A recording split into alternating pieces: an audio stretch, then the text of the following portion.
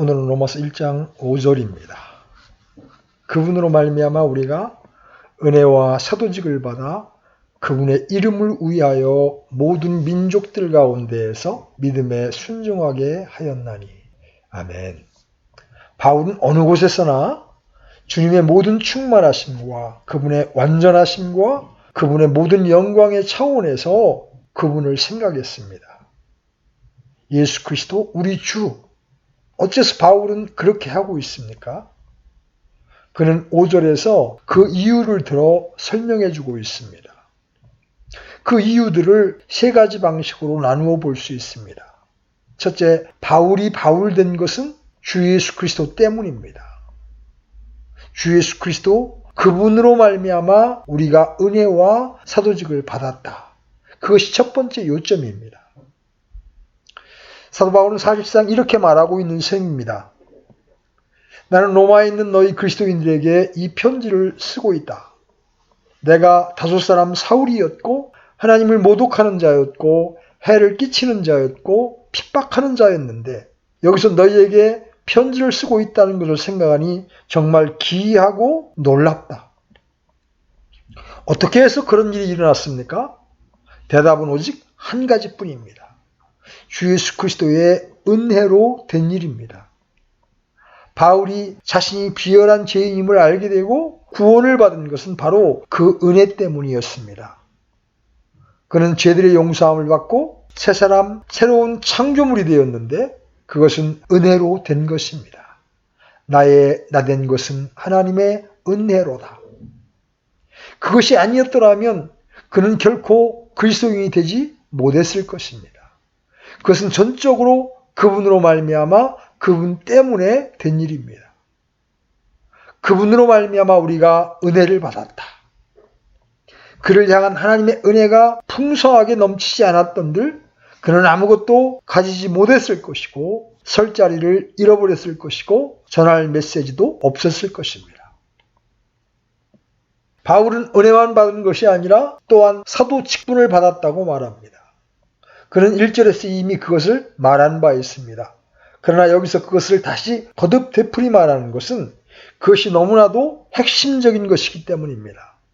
그의 의도는 이 사람들로 자기가 진정으로 사도의 권위를 가지고 있으며 베드로나 야고보나 요한이나 다른 모든 사도들과 똑같은 사도임을 알도록 하기 위함입니다.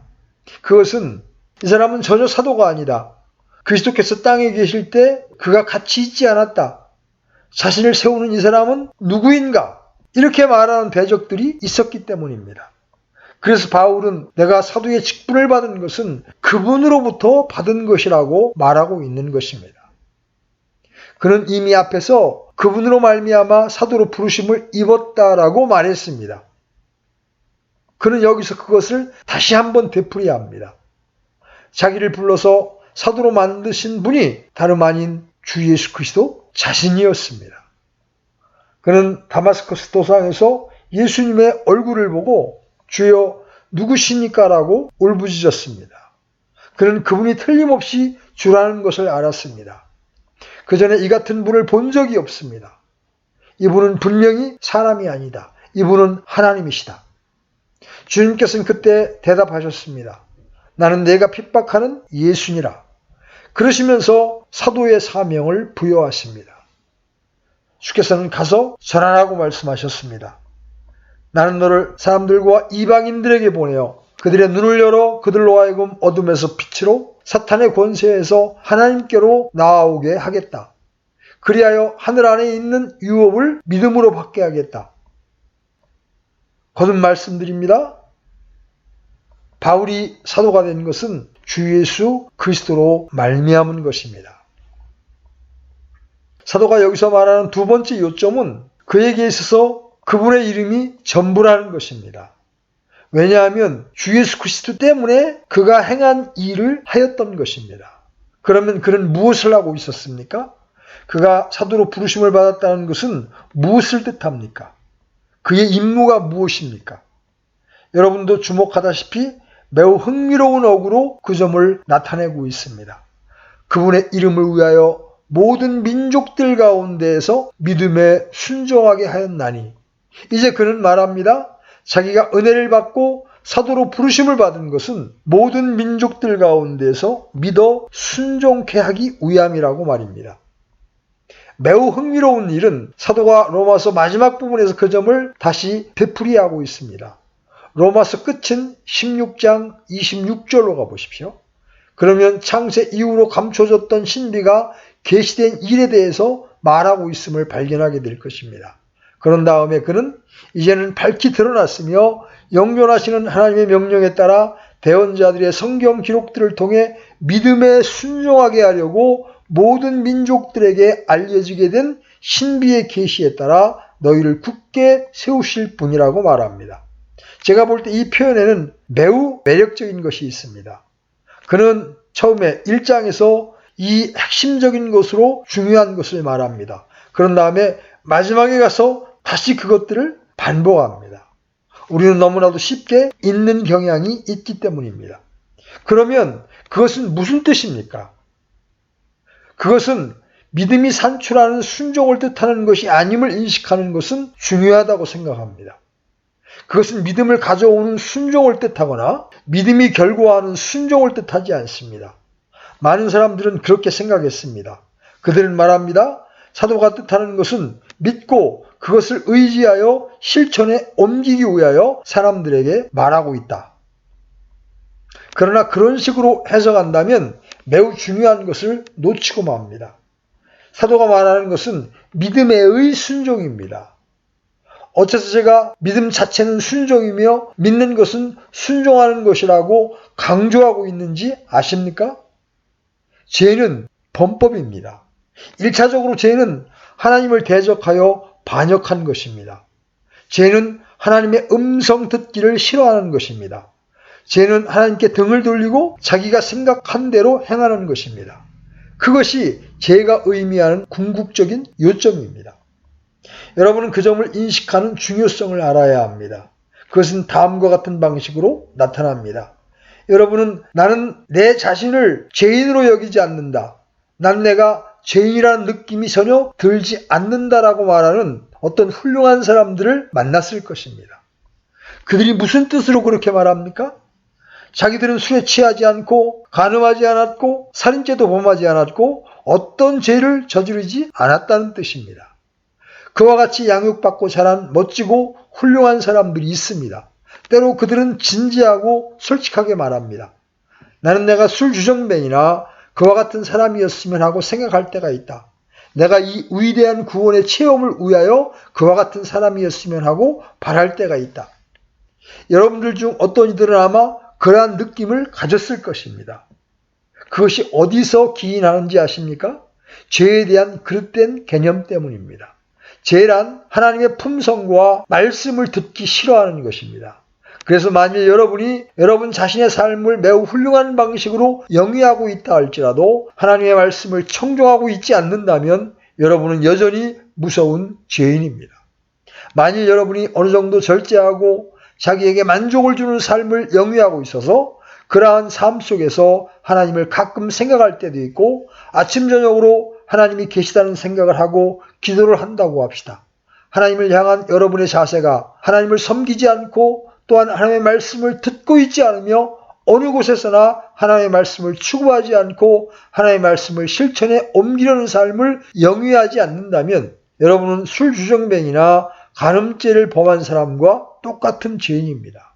여러분은 하나님의 음성을 듣고 있지 않습니다. 그것이 바로 죄의 본질입니다. 사람의 원죄는 살인이나 간음이나 그러한 위에 어떤 것으로 이루어진 것이 아닙니다. 하나님의 목소리 듣기를 멈춘 것이 바로 원죄입니다. 사람이 하나님께 복종하기를 멈추었습니다. 그것이 죄의 진수입니다. 죄가 불순종이라면 옳은 것은 무엇입니까? 순종입니다. 만일 제가 하나님의 음성 듣는 것을 싫어하는 것이라면 옳은 것은 무엇이겠습니까? 그것은 하나님의 목소리를 청종하는 것입니다. 복음이 바로 그것을 촉구하고 있다는 것입니다. 믿음의 순종을 촉구합니다.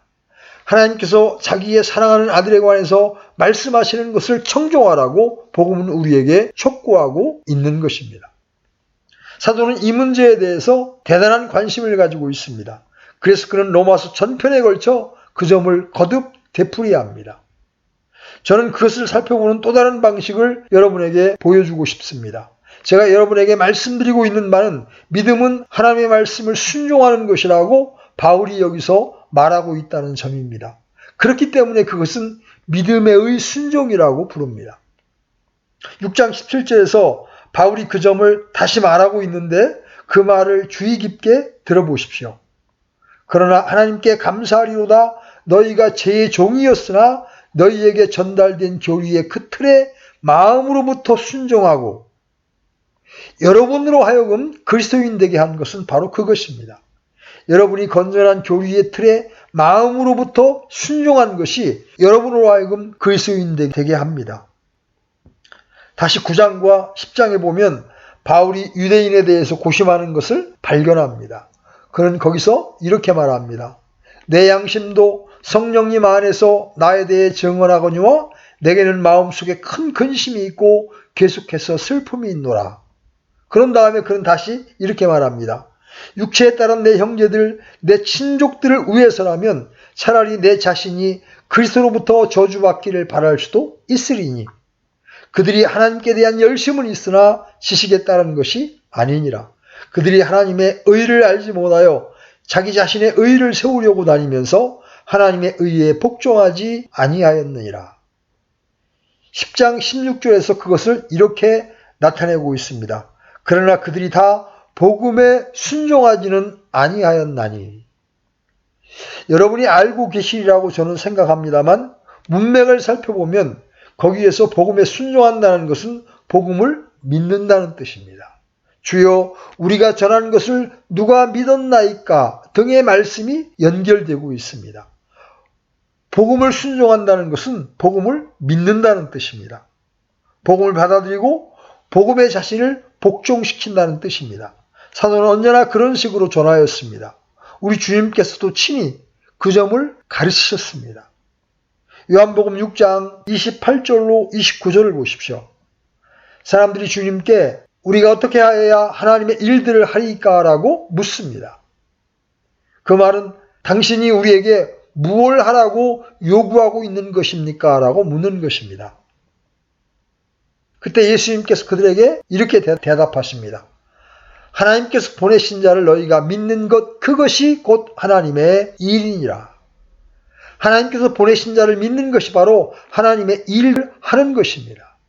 그러므로 사도 요한이 다음과 같이 말하는 것은 놀라운 일이 아닙니다. 요한일서 3장 23절입니다. 그분의 명령은 이것이니 곧 우리가 그분의 아들 예수 그리스도의 이름을 믿고 하나님께서는 여러분들로 그 아들을 믿으라고 명하십니다. 만일 그분을 믿지 않으면 명령을 어기는 것이 되고 불순종하는 것이 됩니다. 그렇게 되면 여러분은 순종하는 사람이 아닙니다. 여러분은 믿음의 순종을 행사하고 있지 않습니다. 그러나 우리가 알다시피 요한이 더 나아가서 이렇게 말하고 있습니다. 요한일서 5장 10절입니다. 하나님의 아들을 믿는 자는 자기 안에 이 증언을 가지고 있고 하나님을 믿지 않는 자는 그분을 거짓말하는 자로 만들었나니 이는 하나님께서 자기 아들에 관하여 주신 증언을 그가 믿지 아니하기 때문이라. 자, 여러분 이제 여기서의 순종이 믿는 것임을 알았습니까? 어째서 우리가 복음을 믿어야 합니까? 우리 모두가 복음을 믿어야 하는 첫 번째 이유는 그것이 나를 위해 이런 저런 것을 해주기 때문이 아닙니다. 그런 식으로 복음을 전해서는 안 됩니다. 내가 복음을 전하는 것은 복음은 하나님께서 그 아들에 관하여 주신 기록이기 때문입니다. 만일 여러분이 그것을 믿지 않는다면 하나님을 거짓말하는 자로 만들고 있는 셈입니다. 거룩하시고 영원하신 하나님의 말씀을 거역하는 것이고 그것은 가장 무서운 죄입니다. 우리는 이 복음을 전해야 하고 사람들에게 이렇게 말해야 합니다. 만일 사람들이 복음을 믿지 않으면 하나님을 거부하고 있는 것이고 그러한 사람들에게는 멸망과 심판밖에 남는 것이 없다고 말합니다. 믿음의 순종. 복음 전도의 이유는 사람들에게 하나님께서 자기 아들에 관하여 주신 증거 예수 그리스도가 주라는 것을 믿게 하는 것입니다. 하나님께서 그렇게 선언하셨고 죽은 자들로부터 그분을 살리심으로써 그 점을 입증하셨습니다. 오늘날 우리의 모든 고통이 복음이 이런 식으로 전파되지 않는다는 사실에서 나온다고 확신하게 됩니다. 그리스도인들이 된 것처럼 보였던 사람들이 있는데 그들이 지금은 사라졌습니다. 무엇이 문제입니까? 자기들이 어떤 작은 문제로부터 구원을 받을 수 있다는 생각만 한 것은 아닙니까? 어떤 도움이나 위로를 위해서 교회에 나왔던 것이 아닙니까? 주님은 여러분을 위해서 그 모든 것을 하실 것입니다. 그러나 다만 여러분이 그분을 주 예수 그리스도로 믿을 때만 그런 일이 일어납니다. 구원을 받는다는 것은 무엇보다 먼저 하나님을 믿고 하나님을 순종한다는 것입니다. 하나님께서 그분을 높이도록 세우고 여러분더러 회개하고 하나님의 독생자의 이름을 믿으라고 하셨기 때문에 그 아들을 믿는 것입니다. 사도가 여기서 로마 사람들에게 말하는 것이 바로 그것입니다. 그는 말합니다. 그분으로 말미암아 우리가 은혜와 사도직을 받아 그분의 이름을 위하여 모든 민족들 가운데에서 믿음에 순종하게 하였나니. 사도 바울은 그 믿음의 순종을 사람들에게 더 밝히 파헤쳐 주려고 계속 말해 나갈 것입니다. 그들은 이미 이 순종을 보였습니다. 지금 바울이 그들에게 원하는 것은 그것을 보다 철저하게 이해하는 것입니다. 그렇기 때문에 바울은 이 서신을 그들에게 보낸 것입니다. 믿음은 하나님의 말씀을 순종하는 것입니다. 믿지 않는 것은 하나님의 말씀을 불순종하고 하나님을 거역하고 하나님을 거짓말쟁이로 만드는 것입니다. 문제는 여러분이나 제가 짓는 어떤 특별한 죄에 있는 것이 아닙니다. 그 특별한 죄들은 경우에 따라서 달라집니다. 그러나 여기서 우리는 다 하나입니다. 우리는 모두 죄인들입니다. 왜냐하면 하나님의 말씀을 배척하였기 때문입니다. 그리스도인들인 우리 모든 사람들은 다 자신을 하나님의 말씀에 복종시키고 그분의 아들의 이름을 믿으라는 하나님의 명령을 순종한 사람들입니다. 사도는 믿음의 순종이라는 말을 의도적으로 사용하고 있는 것입니다. 그럼으로써 복음의 진수적인 특징을 하나 더 강조하고자 하는 것입니다. 그것은 믿음으로 말미암는 하나님의 의에 대해서 우리에게 말해주는 특징입니다. 앞으로 보게 될 것이지만 이 로마서에서 그것이 중요한 주제가 됩니다. 사도는 어느 곳에서나 그것을 강조하고 있습니다. 좋은 소식이란 우리가 하나님과 화해하였으며 하나님 보시기에 의롭다함을 입었다는 것입니다. 그것도 우리가 행한 어떤 일을 기초로 해서가 아니라 믿음으로 말미암아 의롭다함을 입었다는 것입니다. 바로 그것이 복음의 메시지입니다. 16절과 17절에서 특별히 그 점을 지적하고 있습니다. 내가 복음을 부끄러워하지 아니하노라. 어째서 그렇습니까? 내가 그리스도의 복음을 부끄러워하지 아니하노니 이는 그 복음이 믿는 모든 자를 구원에 이르게 하는 하나님의 권능이기 때문이라. 먼저는 유대인에게요 또한 그리스인에게로다. 복음에는 하나님의 의가 나타나서 믿음으로 믿음에 이르게 하나니 기록된 바 오직 의인은 믿음으로 말미암아 살리라 함과 같으니라. 그것이 바로 복음의 독특한 메시지입니다. 우리는 더 이상 행위의 차원에서 생각하지 않아야 합니다. 바울은 로마서의 처음 몇 장에서 그 점을 길게 논술하려고 합니다. 여기에 있어서 중요한 비밀은 그것이 믿음의 순종으로 말미암는다는 것입니다. 우리 자신의 공로나 의의 차원에서 구원을 생각하지 못하도록 하는 것입니다. 그것이 그처럼 매우 중요하기 때문에 3장 21절과 22절에서 그것을 다시 강조합니다. 그러나 이제는 율법 밖에 있는 하나님의 의 곧 율법과 대언자들이 증언한 의가 드러났느니라.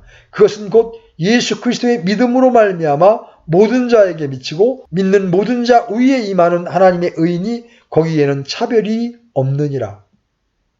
분명히 로마서 전편을 통해서 강조되고 있는 위대한 문제가 바로 여기 있습니다. 특별히 로마서 처음 몇 장에서 크게 강조되고 있는 문제입니다.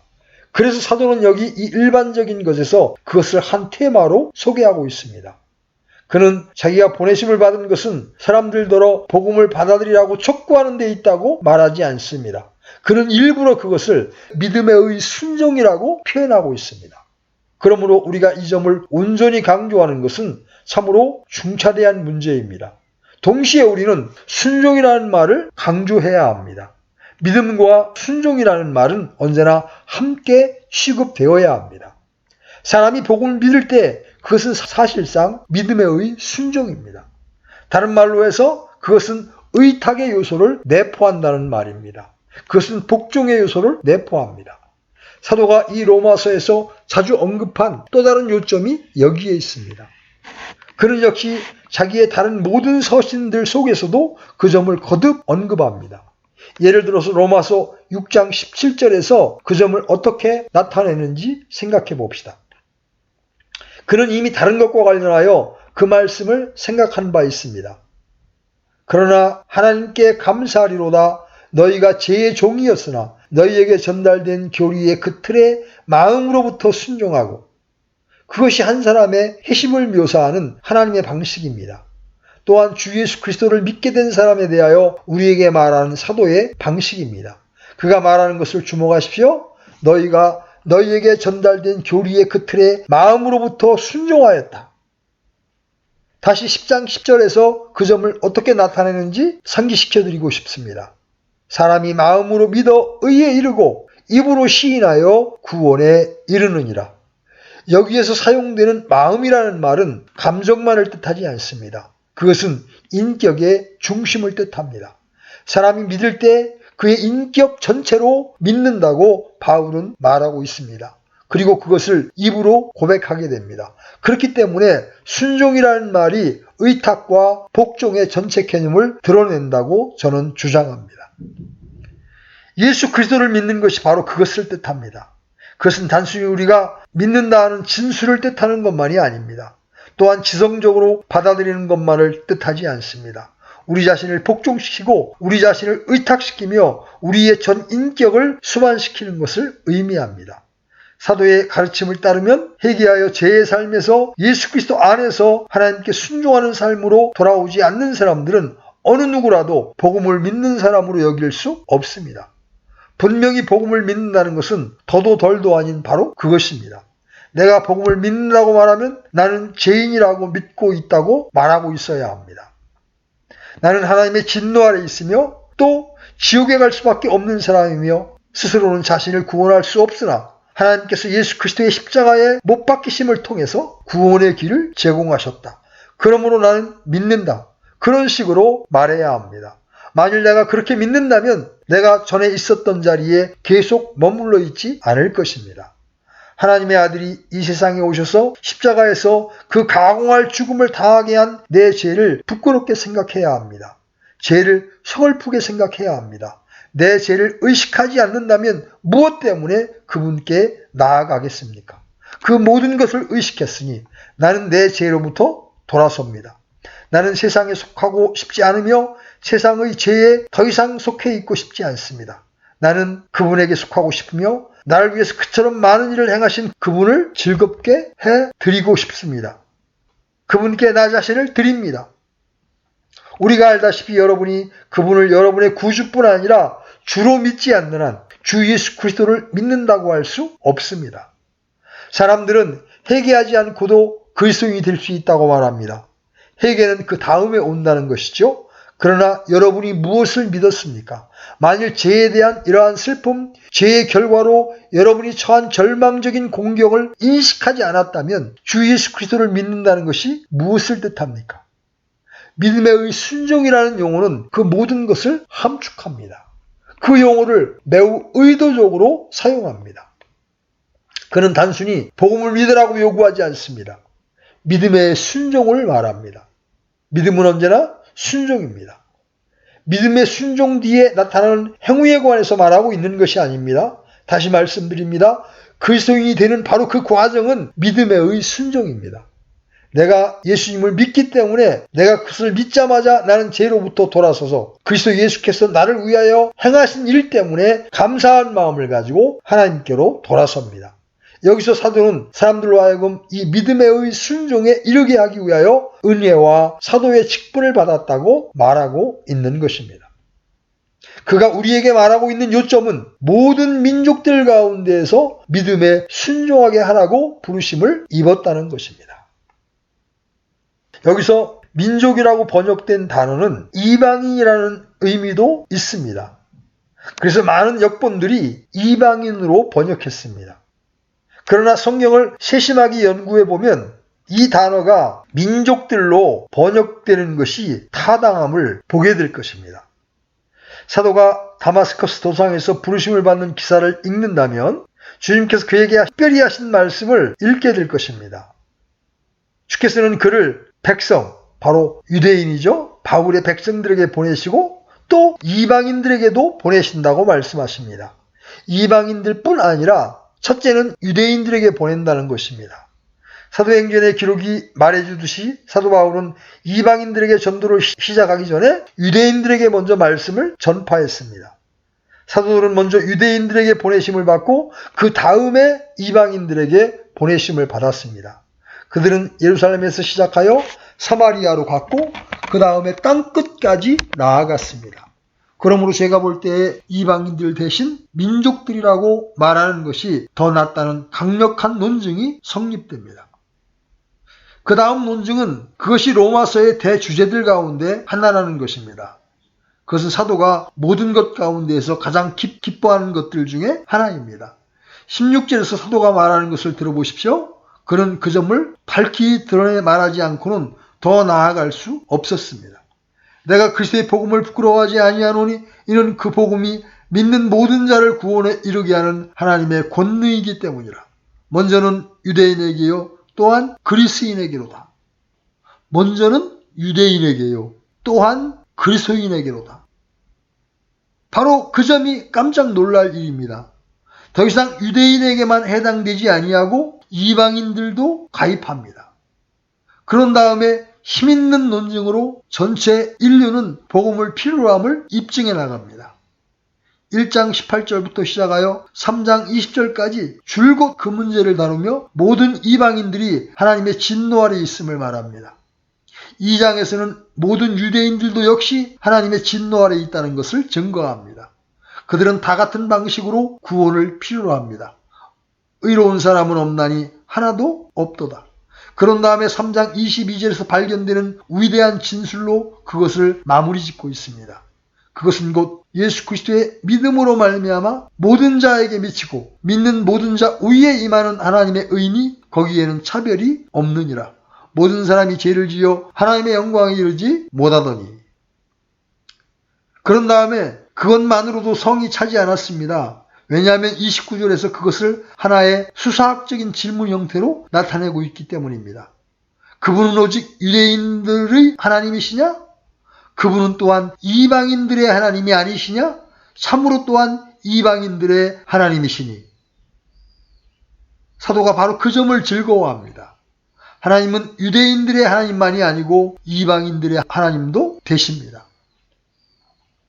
이 번역상의 문제에 대한 또 다른 논증이 있습니다. 모든 서신에서 사도는 복음이 모든 민족들에게 해당된다는 것을 대주제로 삼는다는 점입니다.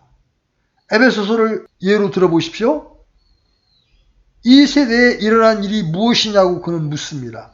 그것은 모든 것을 하나로 모으려는 하나님의 위대한 계획입니다. 하늘에 있는 것이나 땅에 있는 것이나 그리스도 예수님 안에서 하나로 모으려는 것입니다. 중간에 막힌 담이 허물어졌습니다. 그는 먼데 있는 자와 가까운 데 있는 자에게 화평을 전하셨습니다. 유대인들뿐 아니라 이스라엘 나라 밖에 있었고 소망도 없고 하나님도 없었던 이방인들에게도 화평을 전하셨습니다. 이방인들이 이제 가까이 오게 되었고 왕국의 약속을 받게 되었으며 하나님의 가족이 되었습니다. 그것은 어느 곳에서나 위대한 주제입니다. 그래서 저는 여기서 민족들이라는 말을 꼭 고수해야 한다고 말씀드립니다. 유대민족이나 비유대민족이나 할 것 없이 모든 민족들에게 복음이 전해진다는 것입니다. 곧 주 예수 그리스도께서 세상의 구주라는 것입니다. 그분은 유대인의 메시아만이 아닙니다. 이제는 그리스인이나 유대인이나 바바리아인이나 수다인이나 종이나 자유자가 없습니다. 모든 차별이 다 사라졌습니다. 세상의 구주이십니다. 그렇기 때문에 그는 예수 그리스도 우리 주라는 명칭을 거듭 되풀이하기를 좋아합니다.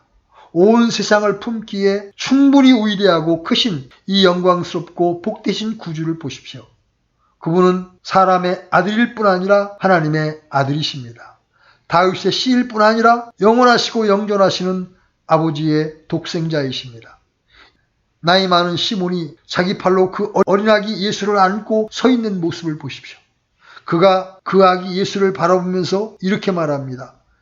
이방을 비추는 빛이요 주의 백성 이스라엘의 영광입니다. 여러분도 아실 것입니다. 처음부터 그러하였습니다. 그것이 바로 우리 복음의 영광입니다. 실로 우리 주님 자신이 그 점을 가르치셨습니다. 요한복음 12장 32절입니다. 나 곧 내가 땅에서 들리면 모든 사람을 내게로 이끌리라 하시니라.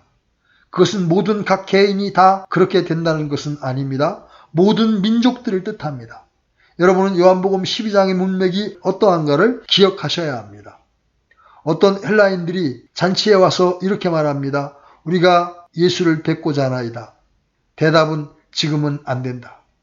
지금은 너희가 나를 볼 수 없다. 그러나 내가 들리면, 내가 십자가에 못 박히어 내가 계획을 다 이루면 모든 사람들, 곧 모든 민족에 속한 사람들을 내게로 이끌겠노라고 말씀하셨습니다. 그분은 또한 나는 세상의 빛이로다 라고 말씀하십니다. 또다시 이 우리에 들지 아니한 다른 양이 내게 있어. 이 우리는 유대민족을 뜻합니다. 이 우리에 들지 아니한 다른 양이 내게 있어라고 말씀하셨죠. 그러므로 영감받은 사도들이 처음부터 더 이상 위대한 이름으로 전파하지 못하도록 한 당국자들의 면전에 서서 다른 사람 안에는 구원이 없나니 하늘 아래에서 우리를 구원할 다른 이름을 사람들 가운데 주지 아니하셨느니라고 말할 수 있었던 것입니다. 모든 민족들 중에 믿음으로 순종하게 하였나니 예수님은 유대인의 메시아일 뿐 아니라 세상의 구주이십니다. 모든 민족들의 구주이십니다. 얼마나 놀라운 메시지입니까? 바울은 자기가 이방인들에게 복음을 전하는 사도라고 말하고 있지 않습니다. 그는 유대인이든 헬라인이든 제자이든 무식한 자든 어떤 사람에게라도 전할 복음을 가지고 있었습니다. 그 사람이 누구냐는 문제가 되지 않습니다. 복음을 필요로 하고 받아들이는 어떤 영혼을 향해서도 그 복음을 전해야 합니다. 자, 이제 마지막 요점에 이르게 되었습니다. 제가 시사하고 있는 바와 같이 사도는 이 이름을 부단하게 언급할 필요성에 대한 세 가지 큰 이유를 가지고 있습니다. 하나는 바울이 된 것이 그분 때문이요. 그분 때문에 바울이 그런 일을 행하는 것입니다. 세 번째이자 마지막 이유는 이것이라고 바울은 말합니다. 내가 그분의 이름을 위하여 이 일을 하노라. 그분으로 말미암아 우리가 은혜와 사도직을 받아 그분의 이름을 위하여 모든 민족들 가운데 믿음에 순종하게 하였나니 이것이 바로 클라이맥스입니다. 사도 바울은 나는 사도다, 나는 전도자다, 나는 모든 민족들에 속한 사람들에게 믿음에 의해 순종을 가지라고 촉구하고 있다. 어째서 내가 그 일을 하고 있느냐? 그분의 이름을 위해서다. 바로 그것이 사도의 사역의 동기입니다. 바로 그것이 그가 행하는 일의 이유입니다. 그러면 그 말은 무슨 뜻입니까? 이렇게 표현할 수 있습니다. 그분의 영광을 위하여. 이 이름이라는 용어를 소개하는 것은 중요하고 의미 있습니다.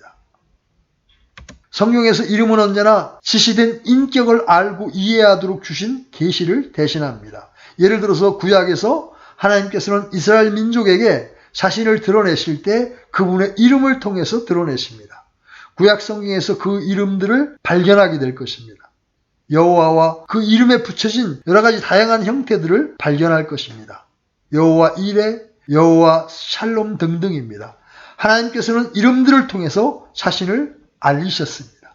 그 이름들은 하나님을 묘사하고 하나님의 인격과 하나님의 동기들과 하나님의 소원과 하나님의 활동들을 묘사해 줍니다.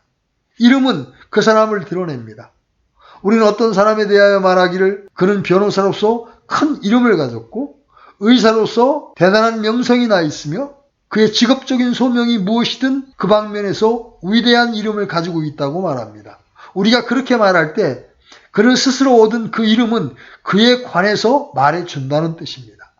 사도는 그런 의미에서 그 이름을 사용합니다. 그 이름은 주 예수 그리스도의 영광을 나타내고 대표합니다. 사도 바울은 말합니다. 나는 그 일을 한다. 나는 그분의 영광을 위하여, 그분을 영화롭게 하기 위하여, 사람들이 그분을 영화롭게 하고 그분을 자랑하도록 하기 위해서 복음을 전한다. 그러므로 복음에 순종함으로써 믿음의 순종을 통해서 우리가 주 예수 그리스도를 영화롭게 한다는 필연적인 결론이 성립됩니다. 그러므로 사도의 진술은 자기는 한 큰 목적을 위해서 말씀을 전하고 일한다는 것입니다. 그것이 그의 최상의 동기입니다. 그로 하여금 자극을 주는 것이 바로 그것입니다. 그리스도께서 영화롭게 되고 그분의 영광이 사람들 가운데에서 높여지고 모든 사람들이 그분의 영광을 찬미하도록 삶을 영위할 수 있게 되는 것, 바로 그것을 위해서 그는 일합니다. 그것이 바로 그의 부단한 주제입니다. 다시 여기서 저는 잠깐 멈추어서 이 중차대한 진리를 강조하고 싶습니다. 특별히 오늘날과 같은 날에는 그 점을 강조할 필요가 있습니다. 요한복음 17장의 진술, 우리 주님께서 그리스도인들에게 말씀하신 가장 놀라운 요점들 중 하나를 주목하신 적이 있으십니까? 여러분은 그것이 여러분에게 해당된다는 것을 인식하셨습니까? 그분은 이렇게 말씀하십니다. 내 것은 다 아버지의 것이요 아버지의 것은 내 것이온데 내가 그들 가운데에서 영화롭게 되었나이다. 주님께서는 이 지상에 계실 동안에 아버지를 영화롭게 하셨노라고 말씀하고 계십니다. 지금 그분은 이렇게 말씀하십니다. 나는 아버지께로 돌아가려 합니다. 그들은 세상에 남아 있습니다. 나는 저들을 통해서 영광을 받습니다. 아버지께서 예수님 안에서 영광을 받으셨습니다. 예수님은 그들을 통해서 영광을 받습니다. 저는 사도가 처음부터 그와 같은 것을 가르치고 있다고 믿습니다. 그는 사도로서 자기가 하는 일은 주 예수 그리스도를 영화롭게 하는 일이 된다고 생각했습니다. 그것이야말로 다음과 같은 방식으로 우리에게 거대한 의미를 가지는 것입니다. 주 예수 그리스도를 믿지 않는 것은 그분을 영화롭게 하기를 거절하는 것이요, 그것이 바로 죄의 진수입니다. 우리 주님께서 친히 그 점을 어떻게 나타내시는지 여러분은 기억하실 것입니다. 성령께서 오심에 대하여 말씀하시면서 그분께서 오셔서 죄에 대하여, 의에 대하여, 심판에 대하여 세상을 꾸짖으시리라. 죄에 대하여라 함은 그들이 나를 믿지 아니하기 때문이요, 의에 대하여라 함은 내가 내 아버지께로 가므로 너희가 더 이상 나를 보지 못하기 때문이요, 심판에 대하여라 함은 이 세상의 통치자가 심판을 받았기 때문이라. 그러나 여러분은 처음 항목을 주목해야 합니다. 죄에 대하여라 함은 그들이 나를 믿지 아니하기 때문이요. 하나님께서는 자기 아들을 영화롭게 하셨고 존귀하게 하셨습니다. 하나님의 아들이 하나님께 이렇게 기도드렸습니다. 오 아버지여, 세상이 있기 전에 내가 아버지와 함께 가졌던 그 영광으로 이제 아버지와 함께 나를 영화롭게 하옵소서. 아버지께서 그렇게 하셨습니다.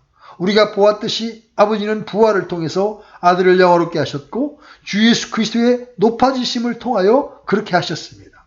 그분은 아버지에 의해서 영화를 받으셨습니다. 여러분과 저는 역시 그분을 영화롭게 하라고 부르심을 받았습니다. 그분은 말씀하십니다. 내가 그들 가운데 영화롭게 되었나이다. 그러므로 우리 그리스도인들은 그 일을 하라고 부르심을 받았습니다. 그것이 바로 우리의 소명이요, 우리의 임무입니다. 그러면 우리가 어떻게 그렇게 할 수 있습니까? 어떻게 주 예수 그리스도를 영화롭게 할 수 있습니까? 내가 그분을 믿음으로써 그분을 영화롭게 할 수 있습니다. 내가 그분은 독생하신 하나님의 아들이시라고 믿는다고 말할 때 나는 그분을 영화롭게 하고 있는 셈입니다. 사람이신 예수, 하나님의 아들, 나는 그분을 영화롭게 하고 있습니다. 나는 그분을 자랑하고 있습니다. 그뿐만이 아닙니다. 내가 그분을 믿을 때 나는 이렇게 선포하고 공포하고 있는 것입니다. 나는 그분이 하늘로부터 땅에 내려와 나를 구속하셨다고 믿는다. 왜냐하면 그분의 위대하고 기이한 사랑 때문이다. 내가 그렇게 말할 때 나는 그분을 영화롭게 하고 그분을 찬미하고 그분을 자랑하고 있는 것입니다. 그렇습니다. 그러나 말로만 그렇게 해서는 안 됩니다. 우리의 삶을 통해서도 그렇게 해야 합니다. 베드로가 그의 첫 번째 서신에서 그 점을 어떻게 나타냈는지 보십시오. 베드로전서 2장 9절입니다.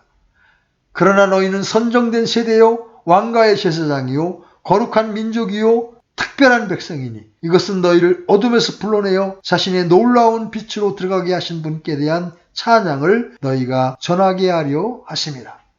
이것이 바로 우리 그리스도인들의 참 모습입니다. 우리는 그분의 탁월하심을 드러내야 합니다. 그분의 덕과 그분의 위대하심과 그분의 영광을 드러내야 합니다. 우리는 우리를 어둠에서 불러내신 그분을 찬미하고 드러내야 합니다. 우리의 삶을 통해서 그렇게 해야 합니다. 그렇기 때문에 우리는 혼을 거스려 싸우는 육체의 정욕을 제어해야 한다고 베드로는 말합니다. 왜냐하면 우리가 육체에 빠져 있으면서도 주님을 영화롭게 하는 것은 불가능하기 때문입니다. 우리는 그리스도인들로서 이렇게 선전하고 있습니다. 그리스도는 우리를 죄와 사탄으로부터 건질 수 있다고 말입니다. 그러므로 우리는 그리스도인의 삶을 영위할 때 그분을 영화롭게 하고 있는 것입니다. 사람들이 우리를 살펴보고 그분이 우리를 위해서 그 일을 하셨노라고 말할 수 있어야 합니다. 우리는 그분을 영화롭게 하고 있습니다. 우리는 그분의 이름을 위하여 그 일을 하고 있습니다. 그뿐만이 아닙니다. 우리는 모든 사람들이 그분께 나아와 그분을 찬미하기를 간절히 바람으로써 그분을 영화롭게 합니다. 만일 어떤 사람이 여러분에게 친절을 베풀었다면 모든 사람에게 그것에 관해서 말할 것입니다. 다시 한 예화를 들어보겠습니다. 여러분이 질병에 걸려서 의사에게 찾아갔습니다. 그런데 그 의사가 여러분에게 도움을 줄 수 없다는 것을 알게 되었습니다. 많은 의사들에게 찾아갔습니다. 그들도 마찬가지였습니다. 결국 여러분을 바로 고쳐준 한 사람을 만나게 되었습니다. 그러면 여러분은 어떻게 하겠습니까? 여러분을 만나는 사람마다 그 사람에 관해서 말할 것이고 모든 사람이 그 사람에게 가기를 원할 것입니다. 여러분은 그 사람이 얼마나 놀라운지 말하며 누구나 그 사람에 대하여 말하는 내 말을 들어야 한다고 주장할 것입니다. 그리스도인들도 자기의 주님에 대해서 그렇게 해야 합니다. 우리는 그분을 위해서, 그 이름을 위해서, 그분의 영광을 위해서 살아야 합니다. 우리는 그분이 그처럼 영광스럽고 놀라우신 분이시기에 모든 사람이 와서 무릎을 꿇고 절하기를 바랍니다. 물론 같은 방식으로 우리는 그분께서 오시기를 고대합니다. 왜냐하면 그분이 다시 오실 때 낮아진 모양으로 오시지 않을 것을 알기 때문입니다. 다음에 그분은 왕 중의 왕으로 주의 주로 오실 것입니다. 하늘의 구름들 속에 거룩한 천사들에 둘러싸여 오셔서 그의 원수들을 패퇴시키시고 죄와 악을 추방하여 그분의 왕국을 세우고 통치하실 것입니다. 우리 그리스도인들은 누구입니까? 사도 바울이 쓴 디도서에 의하면 우리는 복된 소망, 곧 우리의 위대하신 하나님 구주 예수 그리스도의 영광이 나타나심을 기다리고 있는 사람들입니다. 사도 바울은 말합니다. 나는 사도요, 나는 복음을 전한다.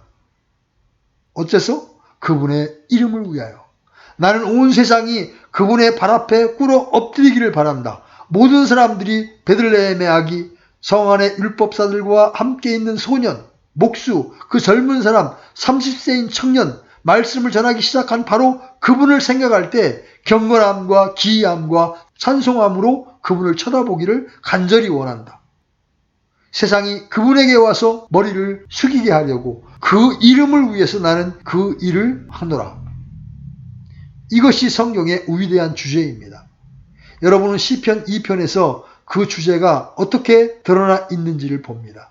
시편 2편은 부활로 아버지께 영광을 받으신 아들에 관하여 쓰여 있습니다. 아들이 세상의 군왕들에게 이렇게 말합니다. 그런즉 오 왕들아 이제 너희는 지혜로울지어다. 땅의 재판관들아 너희는 교훈을 받을지어다. 두려움으로 주를 섬기고 떨며 기뻐할지어다. 그런 다음에 나타나는 이 말씀을 주목하십시오. 그 아들에게 입맞추라. 곧 그 보좌에 있는 아들에게 말입니다.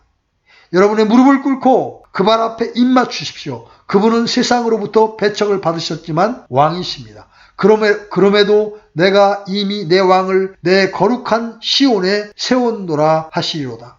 그러므로 그 아들에게 입맞추라.